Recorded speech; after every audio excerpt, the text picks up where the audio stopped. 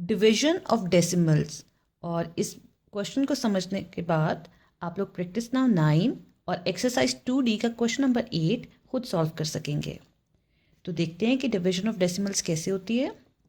अगर हमें क्वेश्चन दिया हुआ है 0.92 डिवाइडेड बाय 0.4, तो पहला स्टेप ये है कि हम डेसिमल्स को फ्रैक्शंस में कन्वर्ट करेंगे। अब 0.92 में डेसिमल पॉइंट के बाद 2 डिजिट्स हैं, तो जब हम इसे फ्रैक्शन में कन्वर्ट करेंगे तो हम 0.92 को डिवाइड करेंगे 100 से। पॉइंट के बाद 2 डिजिट्स हैं तो हमने 2 ज़ीरोज़ लिए हैं। इसके बाद 0.4 पॉइंट के बाद 1 डिजिट है तो हमने डिवाइड 10 से किया है।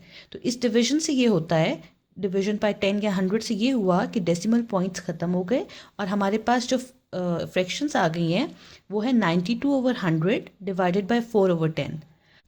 हमने डिवीजन ऑफ डेसिमल्स के क्वेश्चन को चेंज कर दिया है डिवीजन ऑफ फ्रैक्शंस से।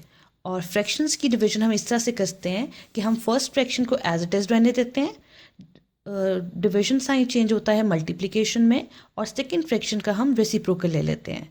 तो first fraction as it is, division changes into multiplication and reciprocal of second fraction. Reciprocal का मतलब है अगर हमारे पास 4/10 था तो 4 न्यूमरेटर में था, वो डिनोमिनेटर में चला जाएगा और 10 जो है वो न्यूमरेटर में आ जाएगा। तो हमने लिख लिया जो ग्रीन से लिखा हुआ है 92/100 मल्टीप्लाई बाय 10/4। इसके बाद हम रिड्यूस करेंगे। रिड्यूस कैसे करते हैं? बाय कटिंग या डिवाइडिंग बाय कॉमन फैक्टर। 4 और 92 को देखें तो दोनों 2 के टेबल में आते हैं। 2 कितने ज़ा 4 होता है? 2 ज़ा, तो 2 हमने लिखा। और 92 कितने टाइम्स 2 कितने टाइम्स हमें 92 देता है? 46 टाइम्स। अगेन 2 और 46 की कटिंग हो सकती है, तो 2 1 ज़ा और 2 23 ज़ा। इस तरह 10 और 100 की कटिंग हो सकती है। हम एक ज़ीरो कट सकता है, तो मैंने एक ज़ीरो काट दिया है।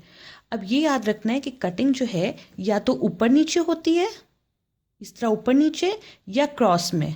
ऐसे नहीं हो सकता कि 92 और 10 को की कटिंग की जाए या 4 और 100 की कटिंग की जाए। तो कटिंग के लिए हमेशा होता है, ये रूल होता है कि एक टर्म आपने न्यूमरेटर से ली है तो दूसरी आपने डिनोमिनेटर से लेनी है, चाहे 100 लें चाहे 4, जो भी जो जिसकी भी कटिंग हो सकती है। तो कभी भी पैरेलल कटिंग नहीं कर सकते। हम हमेशा जो है वो क्रॉस में कटिंग करते हैं या ऊपर नीचे कटिंग करते हैं। इसके बाद कटिंग करने के बाद हमारे पास आ गया 23/10 मल्टीप्लाई बाय 1/1।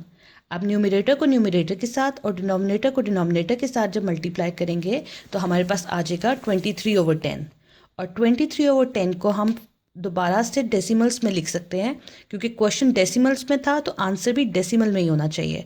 और 23 डिवाइडेड बाय 10 से डिवाइड हो रहा है, तो आपको पता है कि डिवीजन का रूल होता है decimal point 1 digit to the left move करेगा, तो हमारे पास 2.3 आ जाएगा। अगर आपको ये रूल नहीं आता तो आप डिवाइड करके भी दे सकते हैं। 23 को डिवाइड करें 10 से तो वी गेट 2.3। तो इस तरह से हम डिवीजन करते हैं डेसिमल्स की। Now I hope you will be able to solve practice now 9 and exercise 2D question number 8।